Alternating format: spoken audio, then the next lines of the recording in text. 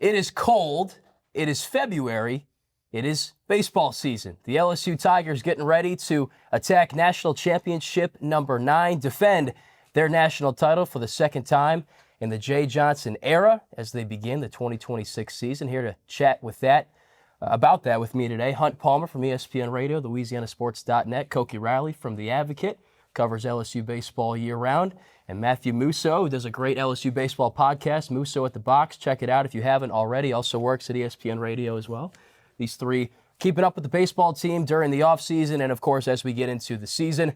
Guys already mentioned it. It's the biggest talking point. Defending a national championship. Hard to do. Only few teams have done it in the history of college baseball. LSU has. Skip Bertman did back in the 90s. Jay Johnson's already had a crack at this after 23 into 24. I'm curious, as we begin this here and as they begin a new season, why they might be better positioned to defend it after 25 going into 26. Hunt, you want to lead us off? Sure. I think you've got experience in it, and Jay Johnson's kind of learned some things. He's always reading, he's always watching, he's always listening, he's always paying attention, trying to learn something different. In 2024, he had never coached a team that had just won a national championship. Now he has. So it's a new group of guys. There are some holdovers, obviously, and you don't have a lot of guys back that were on the 2023 team, obviously, that have experience there, but there were some on the 2024 team that understand there's a target on LSU's back. So, look, it's hard to do. You got to start back at the bottom of the mountain, but this is a program that understands what that's about, and obviously Jay Johnson has done it now.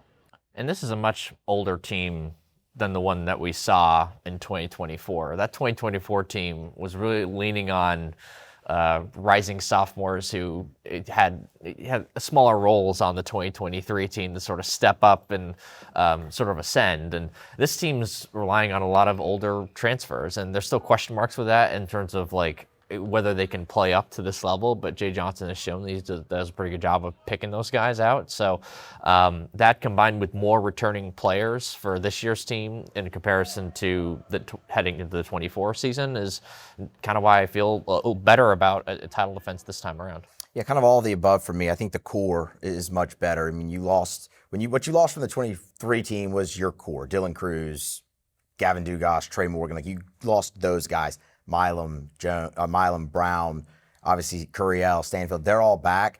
And I think you finally have the roster in a spot where you want it, which is kind of difficult in a transfer portal NIL era. But I mean, when you look at teams that repeat, normally you have those holdovers mixed in with rising talent and an influx of new talent. I mean, Jay Johnson has said it multiple times. He thinks this is the biggest, or the greatest, I should say, influx of talent that they've brought in. Combined with your core and the leadership back, it just feels worlds different kind of than 2024 going into it. College sports are so different now because you have the ability to sprinkle in with the transfers. It's not so much, recruit and develop. It's obviously that, but also the transfers and, coaching staffs change a lot as well. It just seems like the core is here, and that's maybe the difference between 24 and 26 here. You guys have seen this team, scrimmages, exhibitions, written about them, gone to the player availabilities. I guess generally, what do you like about it? I mean, I could start. I like the depth on the mound. There's 21 pitchers, which is a lot. So, I mean, I look at this and I go, I've been asked, how are they going to be on the mound? Who's going to be in the rotation? All that. And my answer is, we're going to figure it out. But I look at it and I go, you have so many options. You're so deep. You're so talented that you don't really have an out to not put forth a competitive staff, much like you did a year ago, and we saw how that turned out. So the depth on the mound is great. As I said, I love the core that's returning, but man, some of these young guys, like I like Mason Braun, has really stood out to me. I love the jump that Cade Arambidi has seemed to have made both at the plate and obviously defensively. I mean, he had a play in a scrimmage where he threw a runner out from his knees on a changeup down and in, like not an easy ball to throw on, and it was awesome. So I really like the young influx of talent and the depth on the mound from this group. Yeah, and to John's question earlier, their pitching depth is, I think, much better than it was in 2024, where you actually have guys returning who are strong candidates to be in bigger roles, and then you can kind of combine that with some of the transfers that you added, most notably Cooper Moore from Kansas. I like the outfield. It's the same guys you saw in the outfield in Omaha last year. They're going to shift a little bit, but you'll have Chris Stanfield in left, who is a proven SEC defender and a quality bat-to-ball guy. He's not going to hit for power, but he's going to hit a lot of line drives and get on base a lot. You've got a superstar in center field, and Derek Curiel will be a top 10 pick when the draft rolls around in the summer, who's going to play great defense in center field as well. And then Jake Brown will take over full-time in right field as opposed to platooning with Josh Pearson, and I think he's going to have a monster year. I think he might lead the team in home runs. So they're going to be great defensively. They're going to be great offensively. These guys are proven commodities and big talents. So I like the outfield a lot. Put a pin in that. I'm going to come back to you and ask you about that outfield in a sec. I do want to talk about the coaching staff, though, because I think this is a big storyline, the retention. They bring back pretty much everybody, right? Josh Jordan had a chance to go be a head coach at Duke, turned it down. He's back. Nate Yeske, the pitching coach, returns. Chris Martin, strength conditioning coach, for a second year, which is a big deal because for a while there was a lot of in and out there. Guy every year. Yeah. For a while. Yeah. And he's done a great job. Jamie Tutko returns. Mark Wanaka, Josh Simpson, who's been on the team twice now, and they've won national championships both times that he has. I think that's a big deal. I mean, you think about the talent, the players, that's important, but the coaching staff, the synergy returning is big as well. I agree, and it kind of goes to what I was talking about a little earlier with having the roster where they want it. I think that's a big part. They're all pulling in the same direction. They all have the same vision. They know what type of player they want to go out and get. You see Jamie Tutko helping out way more with the pitchers now in the last few years, giving Nate Yeske another helping hand. I mean, he's, in my opinion, the greatest pitching coach in the country. I mean, he's find a guy with that resume. But to have all those guys, I mean, Josh Jordan's a recruiting menace as well with Jay Johnson. To have all those guys, not only do you get the product on the field from a development standpoint, but I think that's really helped them get the roster to this point where they want it. Anybody else on the staff that returns that you guys think is a big deal? I mean, Justin Bridgman is the new sort of infield He's the only defensive coach. He's the only new guy. Yeah, we're talking about returners, but I mentioned the only new guy. But yeah, I think infield defense is going to be very, very important for this team when you add 3 new starters across the diamond there. New starter at third, new starter at second, obviously new starter at first. So you know what you have in Stephen Milm, and then after that, it's we'll see. Honestly, defensively, we'll see, because it's hard to get a real feel for how good they are defensively on the infield during preseason when these guys are going in and out. There's not a ton of ground balls, not a ton of stuff in play because so many strikeouts because of the cold weather. So we're gonna have to wait a few weeks to really see what that's gonna look like there. Defense was a big deal last year. I think they led it was the best fielding percentage season ever in the history of LSU baseball, and they take that very seriously. So they make a luxury hire with Bridgman, who played for Jay Johnson, previously coached at Tulane, was a hitting coach there, but now the director of player development for the defense. What's interesting, we talk about the core, the foundation, a lot of seniors back on this team, kind of an older club. Chris Stanfield returns, Zach Cowan, guys like Connor Benj, Grant Fontenot. I know I'm going to be leaving somebody out because there's a lot of them that could have gone pro, and in Stanfield's case, everyone thought he was as good as gone. Jay Johnson said as much, but instead they're back for another season. It just adds to the experience on this team. And second base is probably the only position that's kind of up for grabs, and all 3 guys that are vying for that spot are 5th years or seniors. Tanner Reeves is a 5th-year player. Seth Dardar is now on his 3rd college stop, and he's a senior. And then you got Braden Simpson, who played for 3 years at High Point as well. So you've got 3 guys there that are in their 4th or 5th year playing. So that's one variable on the infield that is still very, very old.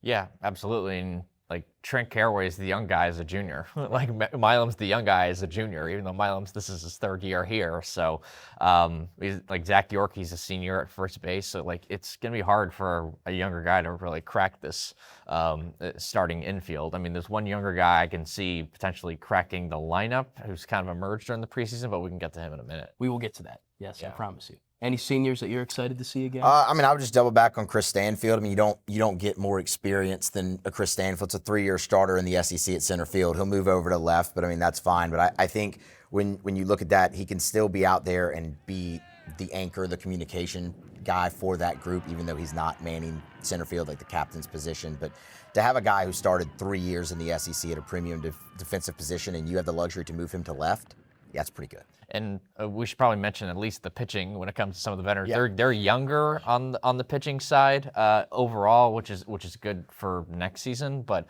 I think that you look at a guy like Zach Cowan, who probably could have taken 14th round money if he wanted to, but he decided not to. Decided to come back to school. Decided to at least compete for a starting spot on this team. So he's going to be absolutely huge for this team, no matter what sort of role he's going to be in. And you mentioned a Connor Benj. You mentioned a Grant Fontenot. So like this is an older team overall, but especially on the positional side, even though I did mention just a couple of pitchers there. Just a lot of guys that have waited for that big season where they put it all together. And who knows, maybe this is that season. And many of them do that. Stanfield's put together some good seasons already. Of course, but, yeah.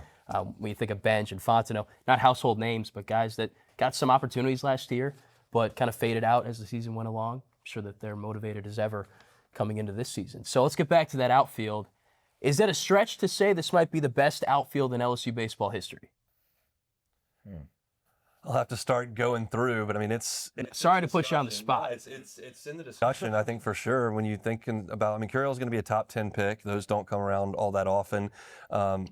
Jake Brown could be a very, very high selection based on what he's able to do in his first time as a full-time player this year. And then Stanfield, you just know what you're going to get. Stanfield's going to hit a bunch of double. He's going to steal bases. He's going to play as good a left field as anybody in the country. So I wouldn't immediately jump to one that I know is significantly better, and so that speaks to it immediately. I think it's in the discussion.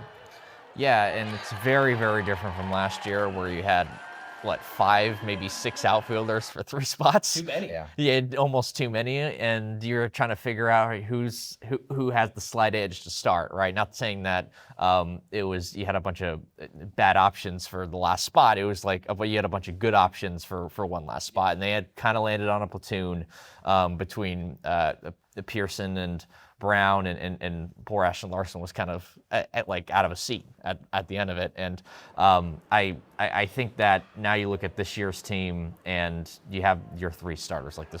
There's really no ambiguity with it whatsoever.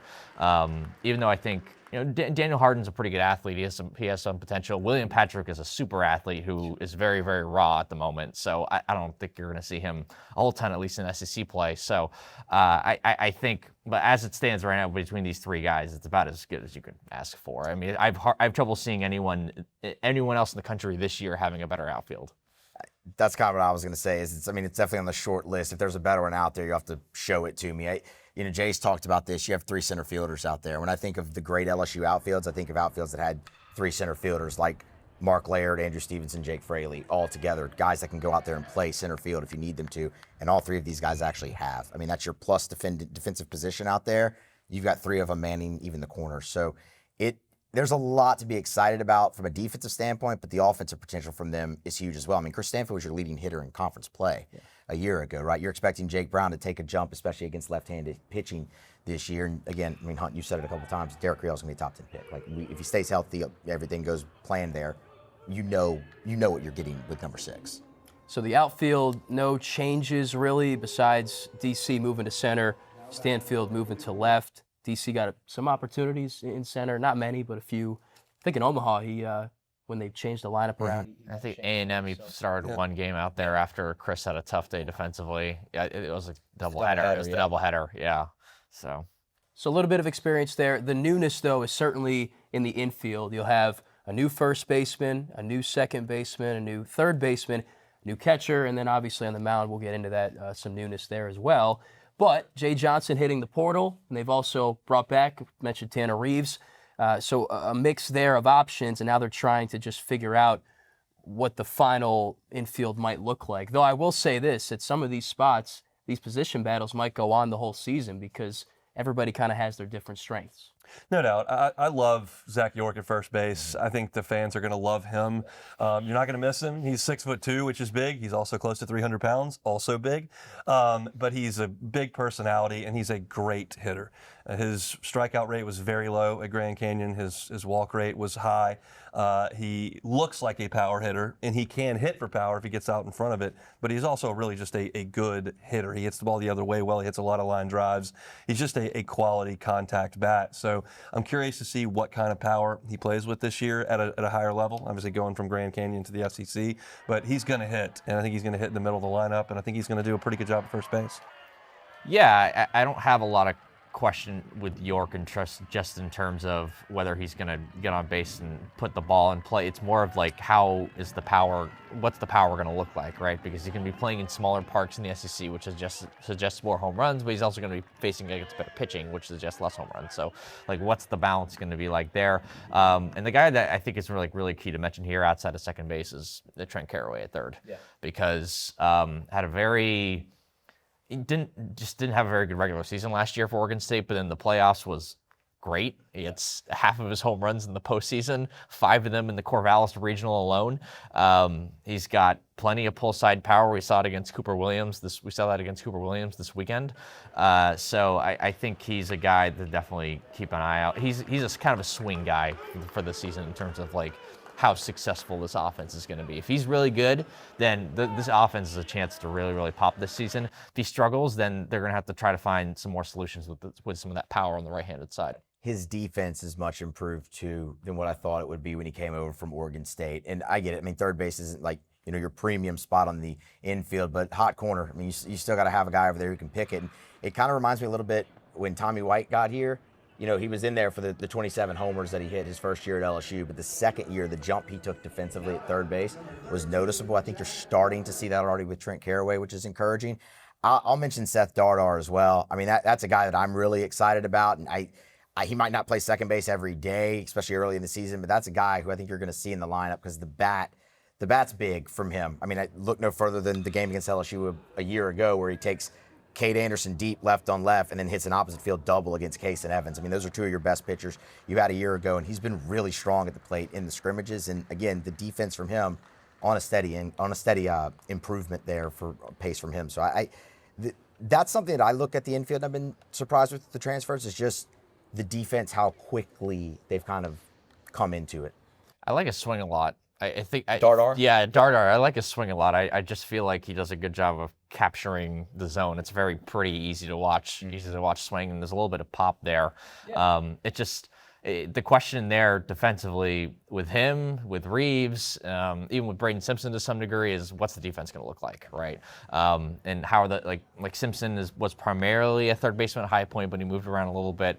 Dardar was second base, but he also played some first. He was kind of a DH type at times too. Tanner Reeves has been moving around the whole field his entire college career. He was an outfield in JUCO. He was second base at JUCO. He was third base last season. So what's that going to look like defensively at second? That's in terms of like the pure defense part of this. That's probably the biggest question for me, outside of maybe catcher. That defense at second base is going to take a step back from Danny Dickinson. Dickinson was a great glove man. I thought it was incredibly fitting that the last play of the season was a ground ball of Dickinson to Milm. I thought that was a great bow to put on it. But you're going to you have less range and worse hands at second base because Dickinson was so good. And these guys they're bat first players. All 3 of the second basemen are bat first players. Yeah. Well, Jay mentioned that. I think he was drawn to these guys for their offensive capabilities, but he was surprised in a good way about how well they caught on to the defensive side of things. And I think that's going to be a big deal, is kind of finding the happy medium between the two. But I also think they've usually, like, in terms of getting portal players and just looking for talent, they've usually played to the bat, and they've tried to develop the defense afterwards because Jay's an infield guy. So they did it with Tommy White. They did it even with Michael Braswell to a degree, where it's like, yeah, we can coach you up at third base, or Tanner Reeves, we can coach you up at third base. So it's like that's kind of a theme and a trend of just their like scouting philosophy. So thanks for adding that. I appreciate that. So they also have a lot of depth. I asked Tanner Reeves about that. Is it toxic? He doesn't say it is. I think it's going to be a strength of the team that they have so many different guys that can do different things, match up in different ways. Like I feel like with Simpson, even with John Pearson, like you have a situation or a guy against any kind of pitching combination that can go in and really make an impact for you. Yeah, and that's why I feel like second base and DH is probably going to be some sort of platoon. Yes. Because Simpson is the right-hander who I think he's going to get pretty consistent looks against left-handed pitching. You have Reeves and Dardar who might be fighting for the same same at bats, maybe depending on what you do at DH. John Pearson is probably going to be the DH against left-handed pitching. So you just have some options there, and there's only one really wild card at DH. I agree with you, though, Hunt, that York is the guy at first base on opening day, if I had to pick. And then Carraway, he's impressed me more with his defense than offense, to be honest with you. So I think he'll be the guy at third base there. And then second, we shall see and whatnot. But we didn't talk much about Stephen Milm. I just want to bring him up and the importance of having your shortstop back and also kind of being the linchpin of that new infield. How does that provide an impact? He is an interesting case because if you just remember Omaha and you just remember the Super Regional, you think, well, Milm was a star. He had a bad year last year. Like, he was not good offensively for most of the year. He was a poor hitter in SEC play, but he turned it on in the postseason and at times carried them offensively. And I would expect more of that, Stephen Milm, in his third year. He got pinch hit for in the SEC tournament against Ole Miss. And the thought is that may have irked him, and it something clicked after that. And I think that he's primed in his draft year to really be a great offensive player. He was brilliant defense last year. It was as good a shortstop season as I've ever seen at LSU defensively. And he'll be that, obviously, again this year. But the bat needs to be more consistent, and I think it will be. He's a good hitter from both sides of the plate. He will hit for some power. He may hit right there at the top of the lineup. He may hit a little bit further down in the lineup. But I would expect more of the guy you saw in the postseason as opposed to the guy we saw for 30 SEC games, because it wasn't a very good offensive year, and he is a good offensive player. That's one of the things I like about him is the versatility he brings to the lineup, where he can hit. And opening day a year ago, he was hitting eighth. Yeah. Like, he was in the 8 hole, and then you saw him in the 2 and the 3. Like, you've seen him hit cleanup at LSU. One thing that's interesting with me offensively for him, Hunt, is the splits with the switch hitting.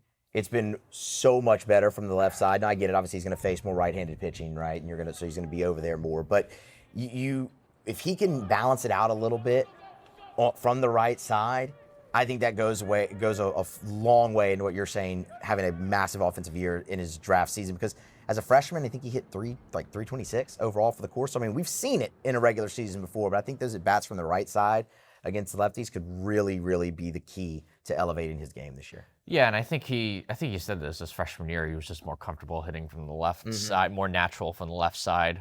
So when he hit that home run in the SEC tournament 2 years ago, that sent him to the final from the right side. That's why it was so. It was another small reason as to why that was such a crazy moment. Mm-hmm.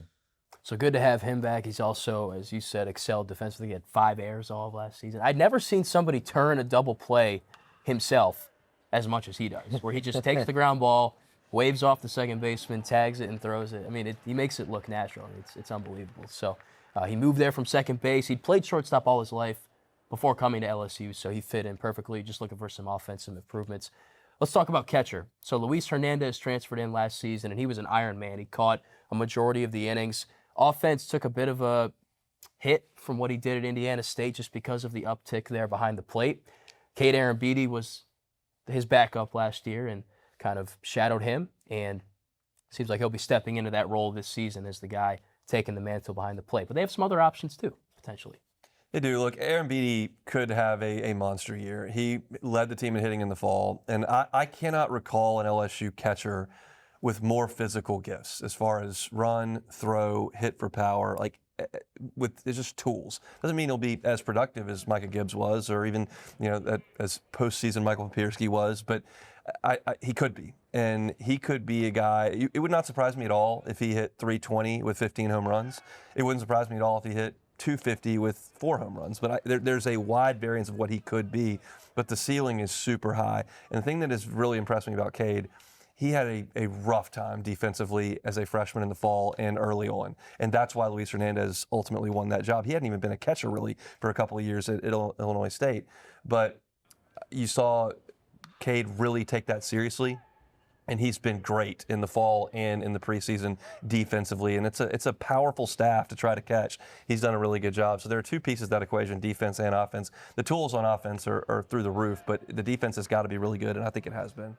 I think sometimes people try to look at what Derek did last season, and they're like, oh, why wasn't Cade's just well behind him? Well, the thing is, Derek's a unicorn, and Derek's also a year older than Cade basically, because he's going to be a draft eligible sophomore, and catcher's just a really, really tough position to sort of take up, especially when you're at that level. Instead of catching maybe 1 or 2 guys who can hit 90 miles per hour, you're catching guys who can hit 99 miles per hour. So it's a very, very different. It's a very big jump to go from the high school level to the college level defensively, and I think he's looked better defensively during the preseason at least. It's been a little bit tougher to tell because he hasn't caught as much because they're trying to save his legs to the regular season, which you can definitely understand that. And when it comes to the bat, no one's really popped so far in the preseason, but that's a kind of a normal thing because it's hard to hit in these sort of conditions, and you're trying to get your sea legs under you from a timing perspective. So as Hunt said, the ceiling's really high, the floor is somewhat low. So where he lands is going to go another guy who's going to go a long way, on both sides of the ball in terms of how good this team is this year. And it's interesting because I don't want to say it's paramount for him to be great. You need him to be great defensively. and you give up a little bit with the bat if it Yeah. doesn't come along as fast. But what's behind him is just very inexperienced when you look at Eddie Yam and Omar Cerna. I mean, with a guy like Omar Cerna, you basically brought in Cade Arambidi again. Yeah. Like you did. Like, I mean, yes, a bigger version, but Texas, too. from Texas. He was the #1 catcher in Texas, a top 5 catcher out of high school in the class of 2025. But like Cade Arambidi a year ago, it looks like the game just needs to slow down for him a little bit, man. I mean, like you said, Koki, you're coming from high school, and now you're catching everyone who throws 90, you know, instead of a couple guys. So the defense is lacked there a little bit, and the bat too. But that's a guy with a lot of upside, just like an Arambidi. And with Eddie Yaman, I mean, he redshirted a year ago, played a lot of outfield at Dayton, much like you mentioned, like with Luis Hernandez, who wasn't really a catcher. So the inexperience behind Cade Arambidi is really the one spot on this team where I look and I go, And really, Cade Arambidi didn't have that much experience either. Right. He played in 36 games with 19. I think he had 62 at bats a year ago. So 5 SEC starts. that's your spot on the field if you look at this team and you go, okay, that's where you really put the magnifying glass to see, because it's premium defensive spot that you need. You want to be strong up the middle. But I feel good there with Cade Arambidi defensively. I feel like they've been leaning on Josh Jordan's expertise and his coaching more and more as we go further into his time here at LSU. It's kind of interesting. You could see the potential, though. Like Cerna, he can really do damage in the batter's box. He can hit it over the scoreboard. Yeah. I mean, he's massive and he has huge power. That he's going to be a star at LSU at some point. It just may be next year. Yes. And Jay said the same thing about Cade at one point. They're very high on him, though. Like at media day, I remember he said the expectation is for you to be the best player on this team. Like they expect a lot from him. And I think part of the reason why he says that is because I don't want to look forward to 2027 too much, but he's really the only projected starter coming back for 2027 if we're looking at this roster. So that's why they kind of need him to really take a big step forward this season and take another step forward the year after that. I think that's why he kind of says something similar to that. But as for Cerna, like I just want to mention his arm. Like kid's got a cannon of an arm. Like he's thrown a couple balls down to second base this preseason where it's like, oh my God. Yeah, so. You see the good, then you see some of the bad. Like he'll pass ball, wild pitch. Now, there's been some good moments, some bad. Same with Cade last year. Can he do it when the lights are on? I mean, that'll be the question. They're going to go to him at some point. You know, they're going to have to. Yeah. Cade will probably catch a majority of the innings, but. Well, I mean, they start with 5 games in 6 days. I promise you, Cade Arambidi will not catch every one of those games. So you're going to have to either go with the veteran and Yaman or throw Cerna out there and see if he swims. Yeah. And to me, Cerna's been definitely the number 2 option. Like it's pretty clear that he's the number 2 guy right now in this room. Yeah. Eddie made a nice push late in the fall, but so far in the preseason, I'd say that Cerna's winning that battle. So one more thing on the position players, then we'll talk a little bit of pitching. A question that you could bring up is the power in the lineup. Jared Jones had 22 homers. He's gone. Ethan Fry at 13. Dickinson at 12. So those are your top 3 home run hitters not on the team anymore. Moving on. They had 8 guys that hit 7 or more homers last season. Of that group, 3 returned. Stephen Milm, Derek Curiel, and Jake Brown. So that's a question you could bring up as well, is where does that come from in the lineup this year? Is it 3 guys that kind of lead the way like last year? I suppose wasn't the same as the 24 season and the 23 season, or is it more spread out among 8 to 10 guys? So this actually does cause a little bit of concern for me, because I understand what they're going for, and you know what, it could work out. It could be great. You have multiple guys 1 through 9 with 10, 12, 13, 15 home runs. You have power throughout and you're feared throughout. That sounds great on paper. That doesn't always work that way. I much prefer to have the guy who is feared, who can hit 20, and you know he's going to hit 20, like Dylan Cruz, like Tommy White, like Jacob Berry, like Jared Jones, just some of the guys that Jay's had, especially in the SEC. In these ballparks, you knew, when Jared Jones came up, okay, take the Tennessee game a year ago, for an example. Like, you knew when he stepped into that moment, okay, he's either punching out or this thing's going 450 feet. It went 450 feet. You don't have that guy in the lineup, and that does bother me a little bit, just because I like that presence, and especially given the ballparks you play. It's not to say the 1 through 9 power approach can't work. I just always feel more comfortable having that guy, but you don't, so you'll have to adjust. So this is one of the only markets in the country that can legitimately have this discussion and not sound like an idiot. But the last ballpark that they play in, you don't need it. So it matters a lot for those 30 SEC games. It matters a lot. You're going to go to Knoxville, you got to hit the ball over the fence in Knoxville. And so to position yourself for the postseason, you need to be able to hit the ball over the fence. When you get out there in Omaha, like we were there for 2 weeks the wind blew in, you didn't have a chance. And so you can't even play that way. It is a big deal. I'm with you on that. Stanfield's the only starter that I would not pencil in for 10 home runs in the starting 9. But once you get to Omaha and you get to that ballpark, it becomes irrelevant. So that's something that LSU can consider. I actually asked Jay Johnson and Dave Van Horn before the College World Series last year if they recruit thinking about this ballpark, because Arkansas and LSU feel like they're going to be there and play any significant games. They said you can't really do that because you've got to win the games in February, March, April, May before you get here. But certainly when you get to Charles Schwab, it plays a little bit differently. Yeah, and I just feel like the further we've gotten into the Jay Johnson era, the more they haven't scouted to power, or they've scouted more contact guys where they can play a little bit more small ball, because the 2023 team was like a murderer's row of power hitters where you had like more than 9 guys with 10 or more homers. It was crazy. And it's slowly sort of tampered down ever since. And now we're at the point where there really isn't a guy on the roster where you're like, all right, he's going to hit 20 home runs. I'd be stunned if anybody hit 20 home runs. Yeah, I don't think that, exactly. that guy. So, that guy probably almost certainly isn't there. So now we're looking at a situation where I think the thing where Jay is sort of leaning on is like, well, the parks are really small, especially in the SEC. The balls will go out almost by accident. And we're going to scout to everything else and make sure we're putting it in play and make sure we can get the small ball stuff right and make sure we have enough good players defensively, and that we're a doubles machine team, because they have a bunch of guys who are going to hit a ton of doubles on this team, but they just don't have a guy who's like, all right, 20 homers right there. So it's definitely different. Like, this is the first season that we've really seen them not really have that guy heading into the year. His teams have always done a great job manufacturing runs, even at LSU. You mentioned the 23 team, and yeah, they hit 144 homers.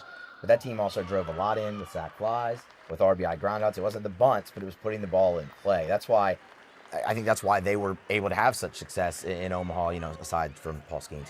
But that mattered, right? But they were able to still manufacture, and they hit their fair share of homers that year at the Schwab, but last year you saw it on full display, but each year his teams have been able to do that even with the 20 home run guy. Yeah, something to look into if and when they get there. So that's another question you could bring up, though, is the power with this team. Certainly not a bulletproof team. So let's talk pitching to wrap up. Kind of like going into last season, you were replacing a decent amount on the mound. Cade Anderson had this unbelievable jump from a midweek guy to the best pitcher in the country, I think is fair to say. He gets drafted by the Mariners. They also brought in Anthony Ianson from UC San Diego. He had a great season as the Saturday guy. They've had very good success developing their own, but also sprinkling in that impact transfer. Let's start with Kason Evans, a guy that didn't pitch a ton in the fall. They're starting to ramp him up now. He seems to be the odds-on favorite to be the Friday night guy. He spent a lot of time around Cade Anderson. They lift weights together. They do a lot of things together. So he learned a lot from him. Now the question is, can he have the same kind of sophomore jump that Cade did here in 26? Yeah, I think with Kason, he hasn't had the greatest preseason so far, but at the same time, we know what he is when he's at his best. This is a guy with like a 2 ERA in 50 innings as a freshman, which is just unheard of.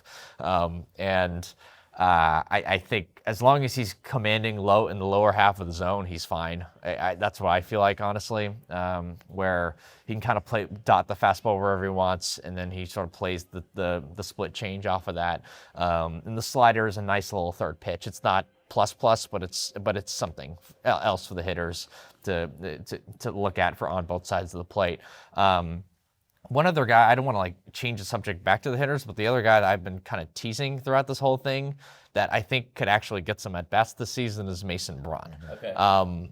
He's had a really, really interesting preseason. A couple of 3 for 4 days. There was one day he hit 3 balls over 102 miles an hour.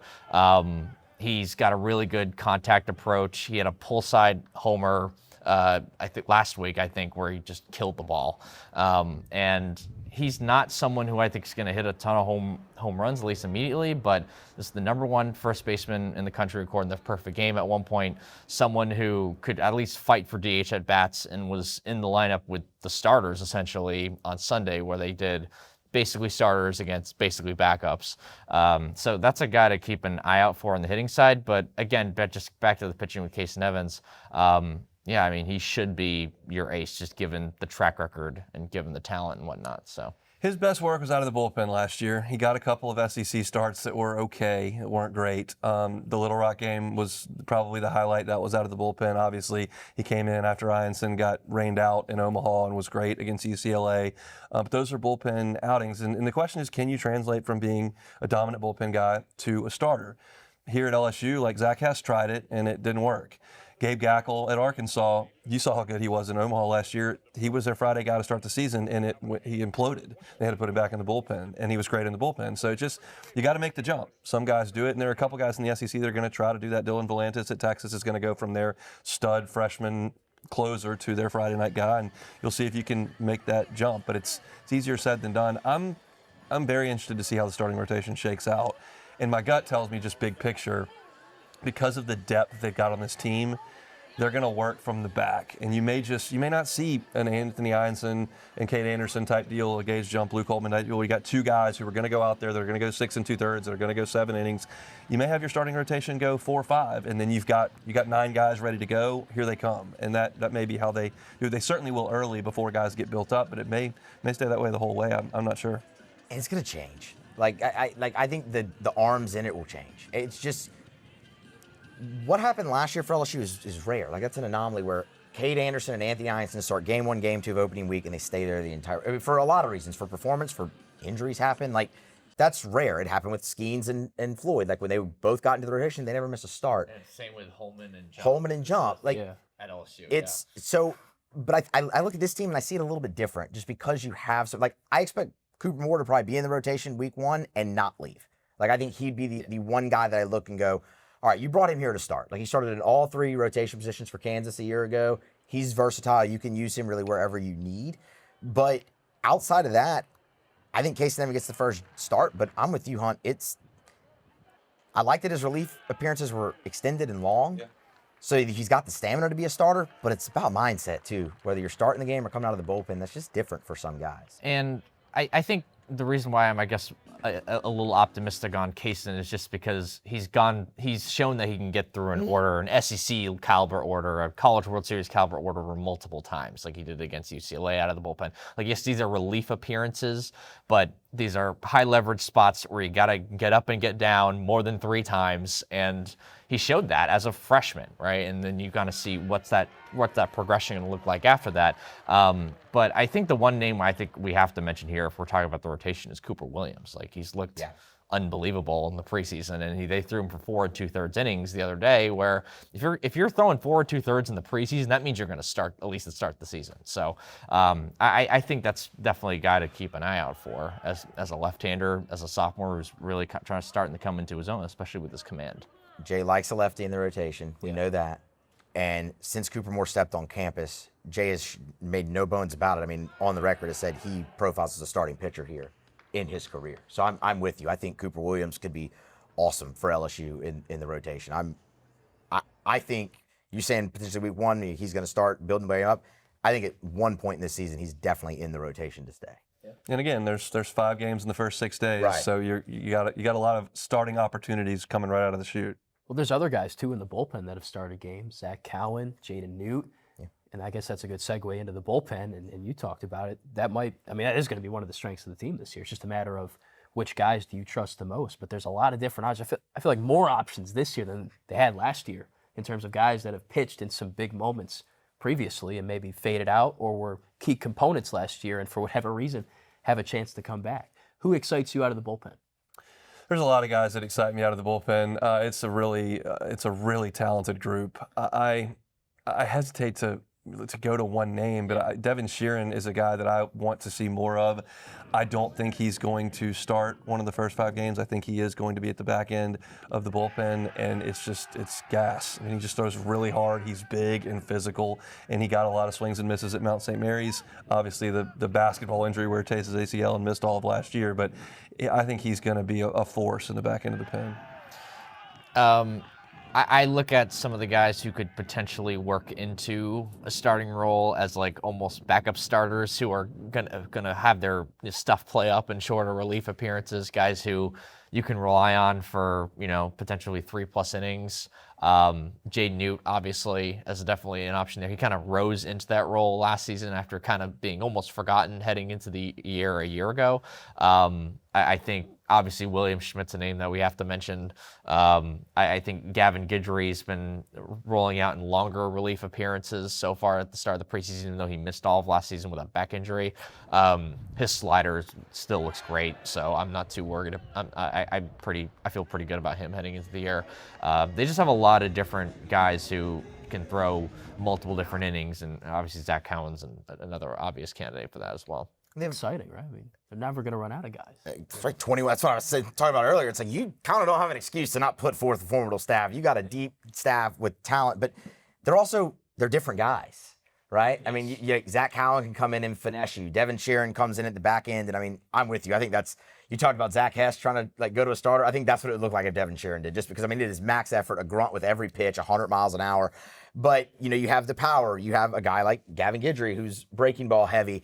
It's just multiple different ways they can attack you. I look at a guy like Santiago Garcia, and he's really exciting to me. I think he could potentially be their best left-handed option out of the bullpen, provided Cooper Williams does end up in the starting rotation. That's a guy who played power forward ball at a good program in Oregon. Like they're on the uptick up there in Eugene. LSU was just there a few years ago for a regional.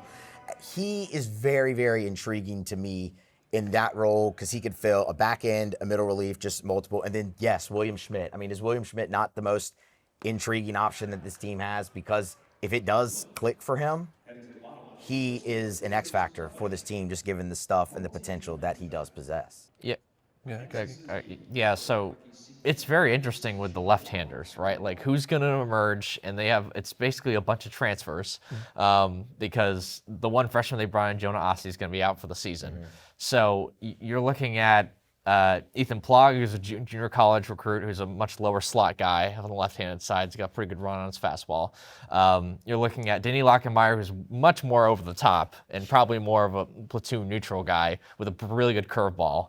And then Santiago Garcia, who is a little bit more of a normal slot, but he's got that nice kind of that fastball slider combination. And you kind of have all these different types of lefties. Who's going to emerge? Who's going to actually perform at this level in the SEC? Those are all massive question marks that we don't really have the answer to right now. But yeah, I think what are the left-handers going to look like? That's really, really interesting to me. It's a dangerous exercise because I feel like we forgot to mention some people too. Maverick Rizzi, I don't know if Rizzi, but he's been dominant in the preseason. He wants to extend this year. He said as much, and he's looked very good in the scrimmages. And look, I prefer a 1-2 punch in the starting rotation that eats innings, that you throw out there in game 1 of a regional, you throw out there in game 2 of a regional, that you throw out there in game 1 of Omaha. Like that's what they've had the last 2 years has been what I would prefer. I don't know that this team has it. It may develop. Maybe William Schmidt becomes a dominant force right behind Evans, and then all of a sudden you've got it. But if they don't develop that, it can turn into what it looks like in the Major League Baseball postseason, where the starters get you 11 outs, and then you just start parading them out. One by one, this guy can get you 3 outs, this guy can get a left-hander out, then we go to this guy for 3 more outs, and then this guy's going to close the game, and that may be how you've got to do it. There aren't a lot of programs that can create as much depth as you can at LSU. They've got it. So if you made me bet right now, like I would bet against there being an Anderson Ianson type deal, a Jump Holman deal. I don't know that I see that as a likelihood. Possibility, yeah. Likelihood, I don't know. But depth in the bullpen, that's a strong likelihood, and I think that may be how they have to try to get outs. I mean, heading into the last really 3 seasons, there were questions as to whether they were going to find those 2 starters for all those years too. Like with Ty Floyd, he literally started that year in the bullpen in 2023, even though he ends up starting for you in Omaha. Heading into the 2024 season, you just sort of figure it's going to be Thatcher Hurd and Luke Holman. Then it turned to Luke Holman and Gage Jump, who was really just an X Factor wild card sort of guy because he had missed the entire year to Tommy John the year before. And then last year, Anthony Eisen's like, we didn't expect him to be that dominant, and he had a really slow start to SEC play. So like they've done a really good job of just having someone emerge, whether it's two guys or one guy whether it's two guys emerging or it's just one guy who emerges to go along with the proven guy you already have. One more guy from a freshman standpoint is Marcos Paz. Yes. That's just incredibly talented and intriguing. And you reminded me because when you brought up Tommy John, that's why he's at LSU. Yeah. He had Tommy John. He missed his senior year of high school, got back, just in time kind of for the MLB Combine, did some stuff. But that's a guy who's going to be 18 months by the time they run the season, get it going, and that's where you want to be. I would imagine it's a slow ramp up for him, but the sky's the limit for the talent and the upside that young man possesses. And I mean, he could really eat some innings for LSU once you get deeper into the season and be an X factor for them. Ball comes out of his hands so easy, and it's 95. He's the real deal. I mean, Paz is one of the few guys that they were actually able to get out of the draft because this team lost 8 players to the draft, and that's one of the big reasons why they're so veteran heavy, especially on the positional player side. So as far as the bullpen, it's a unique collection of talent you don't often see, and Jay Johnson and Nate Yeskie certainly earning their paychecks this year. You can't just throw out the 2 starters who are going to give you 7, maybe a complete game, So that'll be interesting to follow. I had a question. I put it at the way bottom. I shouldn't have because you guys have been itching at the bit to get to it. Freshman that you're excited about. We've already talked about Mason Braun.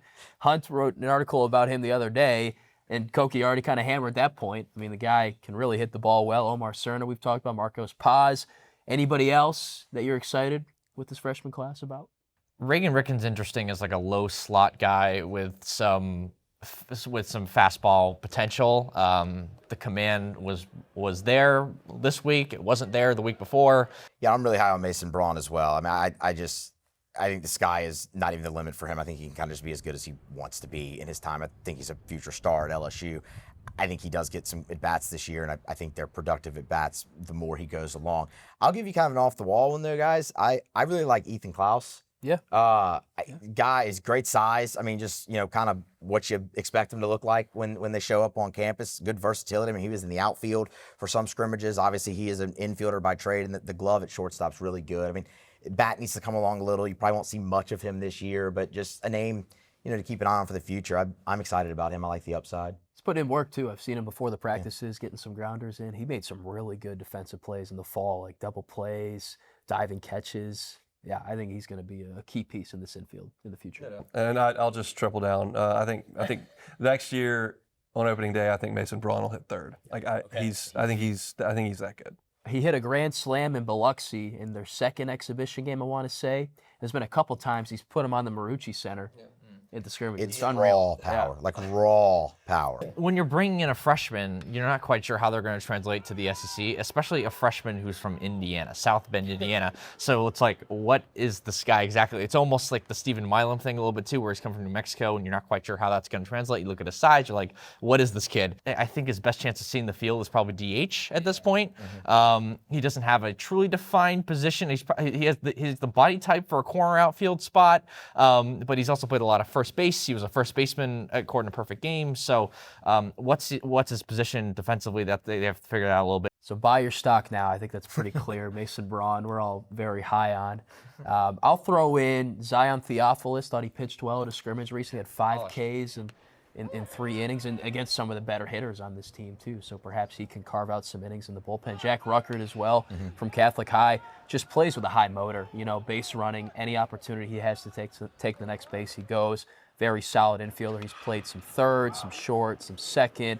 Still coming around with the bat as well. Had some good moments though in the fall. Ruckert seems like the classic Skip Bertman. Yeah. Like he'll be ready as a junior or a senior to be a major contributor for this team. Great kid. Yeah. There's 3 of them on the team: Schmidt, Daniel Hardin, and then Ruckert. So I guess to wrap here, let's do a fill in the blank. I'm not going to ask you, is LSU going to win the national championship? Because they got 56 games to play.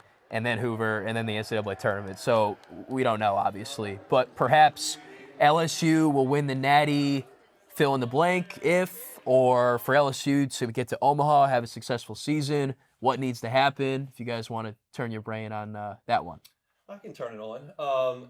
Well, it was already on. It was, But spin it. I have very little concern about the defense. I have almost no concern about their ability to score runs.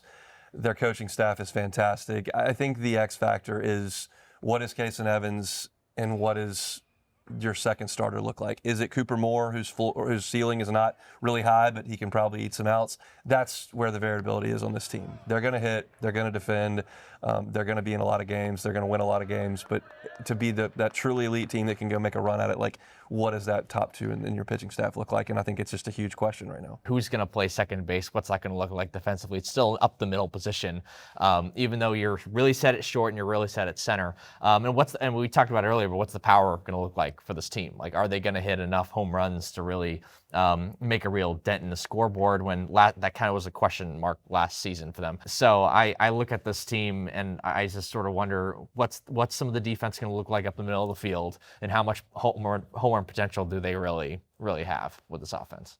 Yeah, I was going to go back to the power actually for this, because it is just that one sticking point that I'm like, man, I want to see how this plays out, because again, it's great to have all the guys throughout the lineup, but man, if you face a good arm, which you're going to face in the SEC, just a dominant arm, and they can shut everybody down from a power standpoint, not having that one guy who's just feared does give some concern. But I think from top to bottom, they're about as, on paper, as good as you can be and as good as you can feel about a team. You have to go out there and play. And the interesting thing with their schedule this year, man, is it's not really a bear in the pre-conference. It never is. But their SEC slate is very balanced out this year. You don't really have that stretch in there where you go, okay, you can make your hay here. I mean, you go to Vanderbilt to start the season, and your last series of the year is Florida. Like, that's balanced out. And then you have, Tennessee and Georgia and all those teams mixed in. So kind of how they navigate, that's going to be huge. And I think that speaks to your pitching point, Hunt. If you can get two to emerge in the rotation, that'll be huge. But, I mean, on paper, they look as deep and as talented as Jay Johnson's had so far in Baton Rouge, and that's a mouthful. And at some point, they're going to face adversity. They faced it last year. Yeah. They faced a lot of it in 24. It's about how you respond from that. And sometimes you got to get a little lucky, too. You got to put yourself in positions for good things to happen, like they did against Arkansas last year on the way to the national title. So nobody's winning it today. There's a lot still to be determined there. And I mean, that's why the season is so long. I don't know at any point last year where I was like, this team's winning the national title. And I'm sure you guys probably feel the same way until it actually happened. But After they beat Arkansas in the first game in Omaha, that's when I was like, oh, wait, they're actually going to win this? They're probably going to win this thing? June, right? So Yeah, but it's like June. Usually you feel that earlier, right? We've done a lot to hype up and all the expectations. Can I temper them real quick? Sure.